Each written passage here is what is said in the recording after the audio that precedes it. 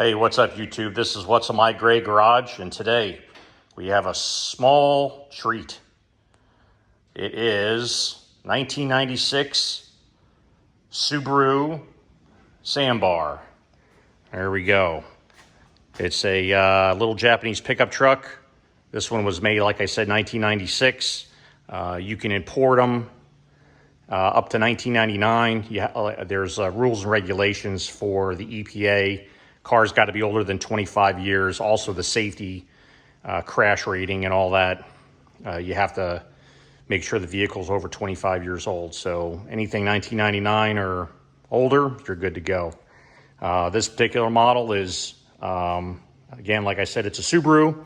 It is four-wheel drive. It has a 660cc engine, which on this particular model, that engine is in the back of the truck, and it is a Subaru Clover 4 engine. Just your typical little four-cylinder engine.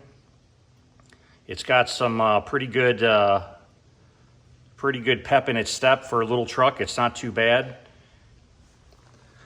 These trucks have a bed sides that fold down, so you can put more cargo if you had, say, something bigger to carry, but not too heavy, because remember, these things are just a small little truck.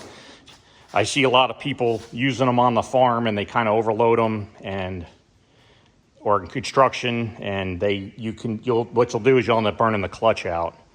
But that's for the whoever's, just give you some heads up before you do it. But yeah, all three sides drop down on this truck.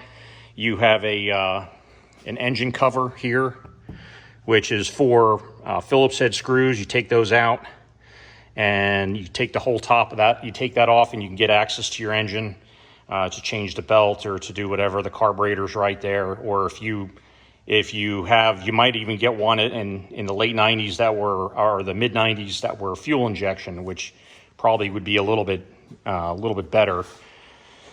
Neat little truck. It's four-wheel drive.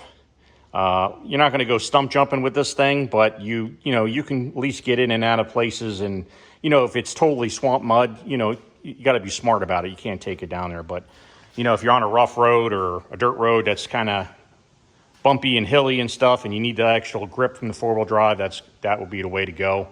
I don't think these things would do very well in the mud, because the tires are just so small, and it's not geared for pushing through mud like an ATV or UTV.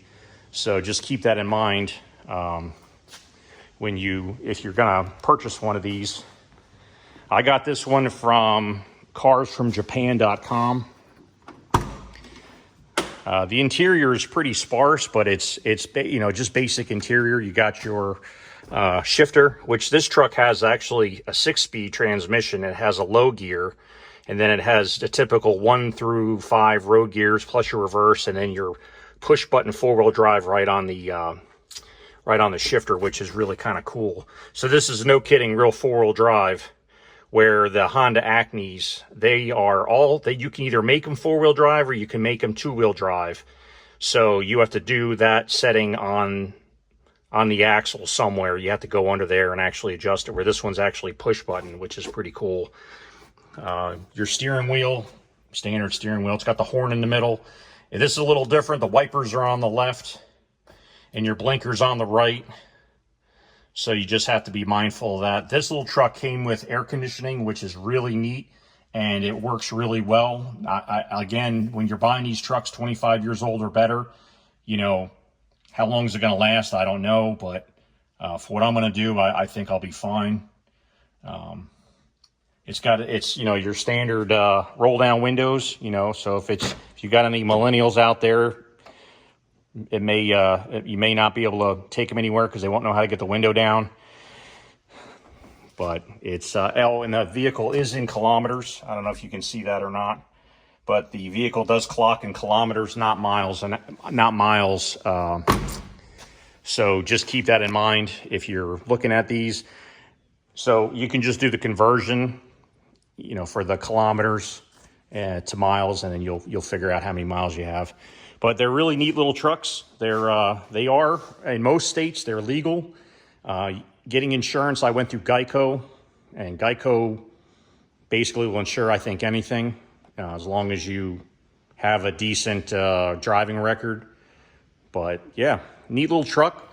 Highly recommend them if you got like a little farm or a little hobby farm or a little what do you call homestead or something where you're not driving through the mud to get there. Like if you've got to go 4-wheel drive in a big truck to get to where you're going, this is probably not what you need. But if you have gravel roads and dirt roads that are improved and that you can get around on pretty good, you know, if you need to, or you know, if you had a barn and you need to use it to clean out the stalls, this would be a really good little truck. As a matter of fact, they make dump truck versions of these now. They're a little more money, but you can actually get a little dump truck, and it's very convenient because it can fit into barns and garages very easily, and you can do quite a bit with it. You know, there's a lot of applications this little truck can be used for. Again, if you treat it like a race car, or you load it down with so much weight that the thing can barely move it, you're going to smoke the clutch. And I've never done the clutch of one of these, but it doesn't look like it's a whole lot of fun. It doesn't look really terribly hard, but it's very time consuming because I'm pretty sure you got to drop the axles and all that stuff out of the rear end because the engine is in the rear, so the transmission's back there, and you have to take, you know, it's involved, and you know, you got to be smart about it. But I'll do more videos of this truck as I do upgrades and repairs. And yeah, I hope you liked the video. If you liked the video, please like, share, and subscribe. And have a good day. It's a nice day out today. It's a Saturday. It's October 5th. And get out there and enjoy yourself. It's nice out today, at least in Southern Virginia. So have a good one.